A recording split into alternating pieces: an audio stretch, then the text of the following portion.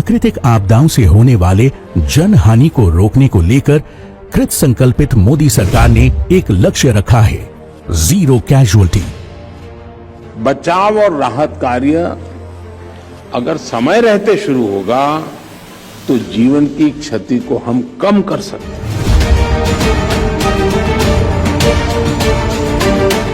मोदी सरकार प्राकृतिक आपदा के असर को कुशल आपदा प्रबंधन के माध्यम से कम करते हुए जीरो कैजुअल्टी लक्ष्य की ओर अग्रसर है। मेरा मानना है आपदा प्रबंधन का तंत्र देश में इस प्रकार से होना चाहिए कि कितनी भी घोर आपदा हो, एक भी व्यक्ति की जान न जाए, इस प्रकार का तंत्र बनाना हमारा लक्ष्य होना चाहिए। इसके लिए गृह मंत्रालय ने एक समग्र और एकीकृत दृष्टिकोण अपनाकर आपदा प्रबंधन को अब प्रिवेंटिव और अर्ली वार्निंग सिस्टम पर आधारित किया है। इसके लिए मौसम के अर्ली फोरकास्ट और वार्निंग के लिए कई मोबाइल एप्लीकेशंस भी तैयार किए हैं, जैसे दैनिक मौसम की जानकारी के लिए मौसम, किसानों के लिए मौसम आधारित कृषि प्रबंधन के लिए मेघदूत, बिजली चेतावनी के लिए दामिनी।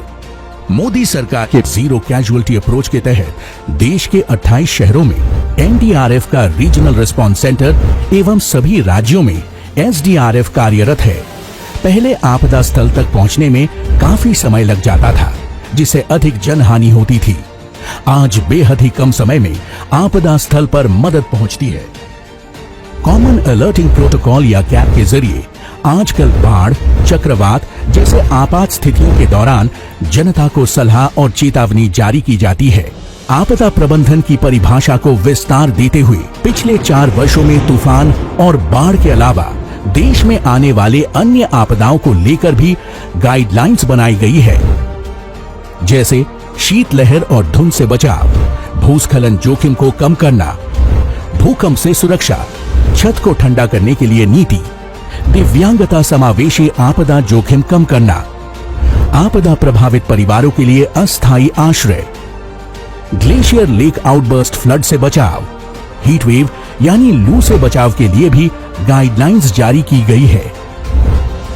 मोदी सरकार के दृढ़ संकल्प और दूरदर्शी नेतृत्व का ही फल है कि अब भारतवर्ष में प्राकृतिक आपदाओं की कुशल व्यवस्था से होने वाले जान माल के नुकसान में भारी कमी आई है। मोदी सरकार ने पिछली कुछ भयंकर आपदाओं के सफल प्रबंधन से ग्लोबल डिजास्टर मैनेजमेंट के लिए नया बेंचमार्क सेट किया है।